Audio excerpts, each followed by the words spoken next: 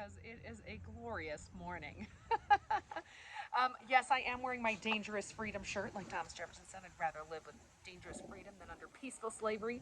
So if you want a cool shirt like this, go to the Dangerous Freedom store online. My friend Josiah makes these.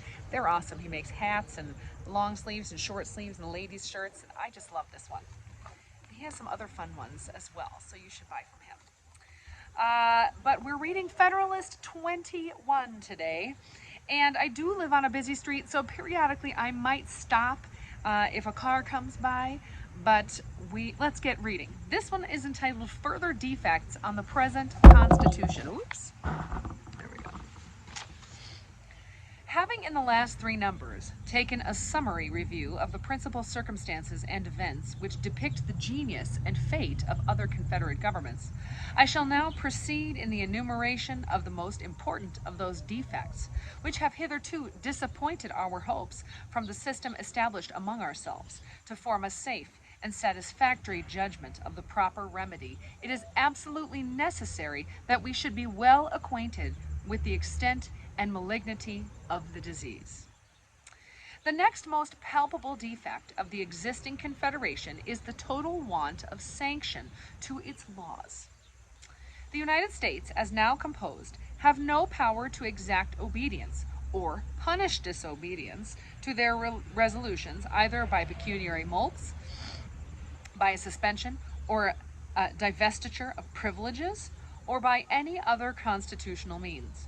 There is no express delegation of authority to them to use force against delinquent members, and if such a right should be ascribed to the federal head as resulting from the nature of the social compact between the states, it must be by inference and construction in the face of that part of the second article by which it is declared, quote, that each state shall retain every power, jurisdiction, and right not expressly delegated to the United States in Congress assembled, end quote.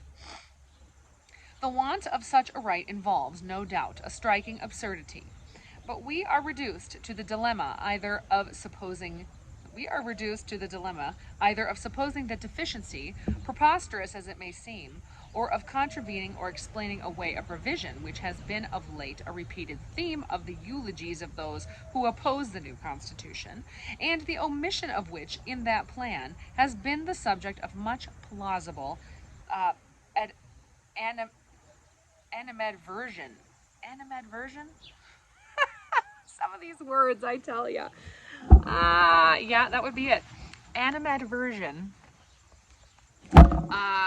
Now I lost my spot. Remember, I always tell you that this is just so tiny. All right. Animadversion and severe criticism.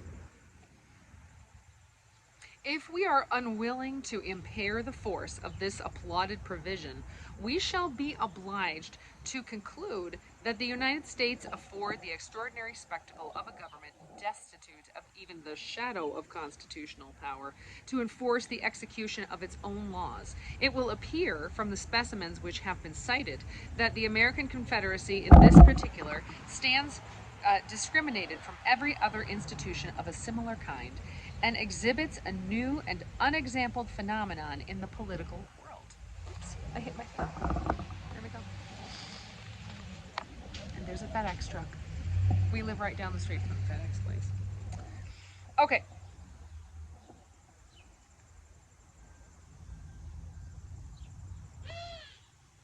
I'm going to go back a little bit. If we are unwilling to impair the force of this applauded provision, we shall be obliged to conclude that the United States afford the extraordinary spectacle of government, destitute of even the shadow of constitutional power to enforce the execution of its own laws. It will appear from the specimens which have been cited that the American Confederacy in this particular stands discriminated from every other institution of a similar kind and exhibits a new and unexampled phenomenon in the political world. The want of mutual guarantee of the state governments is another capital imperfection in the federal plan. There is nothing of this kind declared in the articles that compose it, and to imply a tacit guarantee from considerations of utility would be a still more flagrant departure from the clause which has been mentioned than to imply a tacit power of coercion from the like consideration. The want of a guarantee, though it might in its consequences endanger the Union does not so immediately attack its existence as the want of a constitutional sanction to its laws. Excuse me. Without a guarantee, the assistance to be derived from the Union in repelling those domestic dangers which may sometimes threaten the existence of state constitutions must be renounced. Usurpation may rear its crest in each state and trample upon the liberties of the people, while the national government could legally do nothing more than behold its encroachments with indignation and regret. A successful faction may erect a tyranny on the ruins of order and law. That sounds kind of familiar, doesn't it?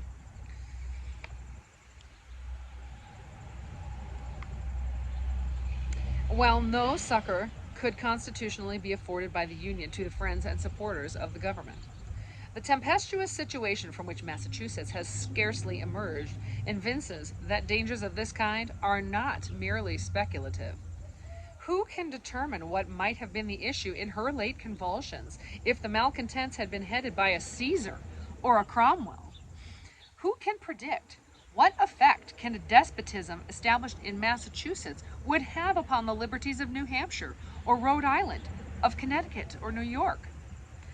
The inordinate pride of state importance has suggested to some minds an objection to the principle of a guarantee in the federal government, as involving an officious interference in the domestic concerns of the members. A scruple of this kind would deprive us of one of the principal advantages to be expected from a union, and can only flow from a misapprehension of the nature of the provision itself. It could be no impediment to reforms of the state constitutions by a majority of the people in a legal and peaceable mode. The right would remain undiminished. The guarantee could not only operate against changes to be effected by violence towards the prevention of calamities of this kind. Too many checks cannot be provided. The peace of society and the stability of government depend absolutely on the efficacy of precautions adopted on this head. Where the whole power of government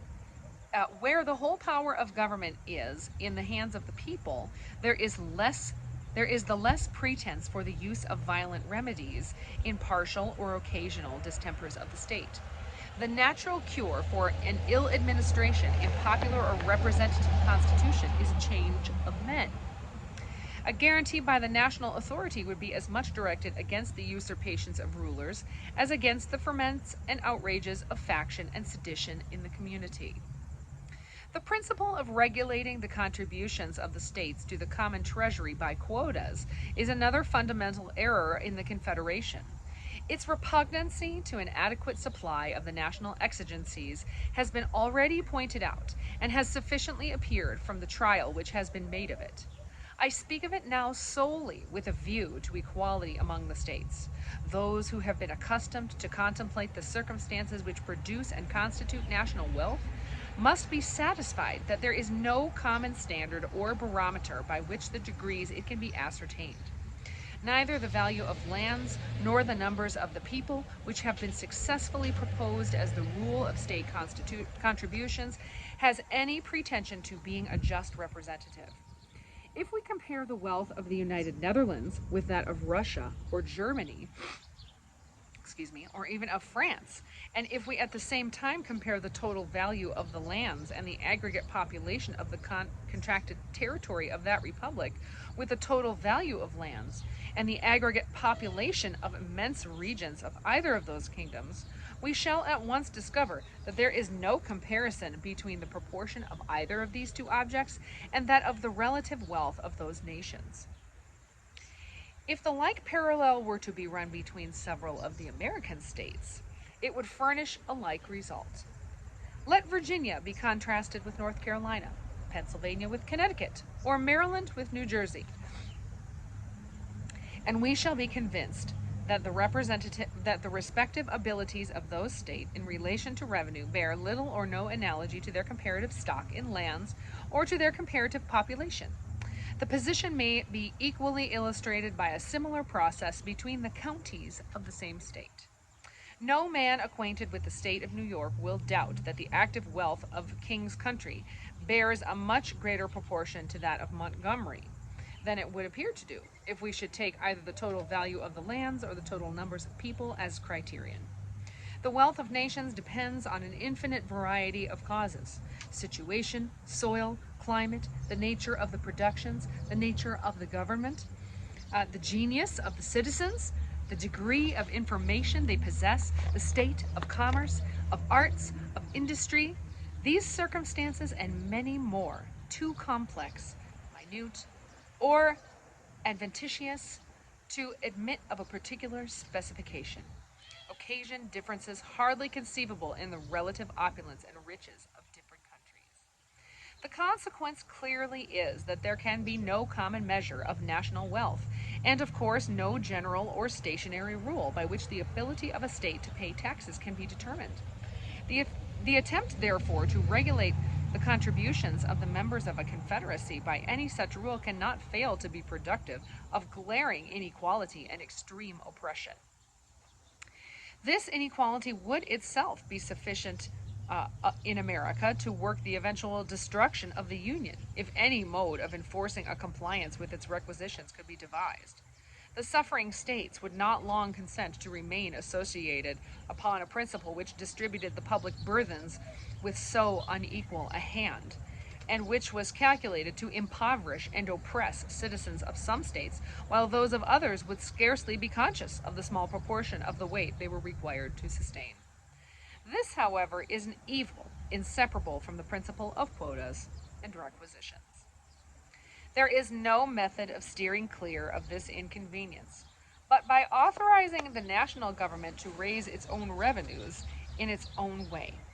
Imposts, excises, and in general, all duties upon articles of consumption may be compared to a fluid, which will in time find its level with the means of paying them. The amount to be contributed by each citizen will, in a degree, be at his own option and can be regulated by an attention to his resources. This is great because it's talking about consumption taxes, and you all know, for those of you who are following my political campaign, that I am in favor of the fair tax, which is a consumption tax, and you get to decide how much you pay depending on how you spend. Come on, let's do it. Okay. Let's go back. The amount to be contributed by each citizen will, in a degree, be at his own option and can be regulated by an attention to his resources. The rich may be extravagant, the poor can be frugal, and private oppression may always be avoided by a judicious selection of objects proper for such impositions. If inequalities should arise in some states from duties on particular objects, these will, in all probability, be counterbalanced by proportional inequalities in other states, from the duties on other objects. In the course of time and things, an equilibrium, as far as it is attainable in so complicated a subject, will be established everywhere. Or, if inequalities should still exist, they would neither be so great in their degree, so uniform in their operation, nor so odious in their appearance as those which would necessarily spring from quotas upon any scale that can possibly be devised. It is a signal advantage of taxes on articles of consumption that they contain their own nature a security against excess. They prescribe their own limit, which cannot be exceeded without defeating the end proposed, that is, an extension of the revenue. When applied to this object, the saying is, as just as it is witty, that, quote, in political arithmetic, 2 and 2 does not always make 4, end quote. If duties are too high, they lessen the consumption. The collection is eluded, and the product to the treasury is not so great as when they are confined within proper and moderate bounds. This forms a complete barrier against any material oppression of the citizens by taxes of this class, and itself a natural limitation of the power imposing them. Impositions of this kind usually fall under the denomination of indirect taxes, and must for a long time constitute the chief part of the revenue raised in this country. Those of the direct kind, which principally relate to land and buildings, may admit of a rule of apportionment. Either the value of land or the number of people may serve as a standard. The state of agriculture and the populousness of a country are considered as having near relation to one another. And as a rule for the purpose intended, numbers in the view of simplicity and certainty are entitled to a preference. In every country, it is a Herculean task to obtain a valuation of the land. In a country imperfectly settled and progressive in improvement, the difficulties are increased almost to impracticability. The expense of an accurate valuation is in all situations a formidable objection. In a branch of taxation where no limits to the discretion of the governments are to be found in the nature of the thing, the establishment of a fixed rule, not incompatible with the end, may be attended with fewer inconveniences than to leave that discretion altogether at large. December 12th, 1787, Alexander Hamilton. Thank you so much for joining me today outside on my hammock. Next time we will read Federalist number 22. Be blessed and stay free. See you next time.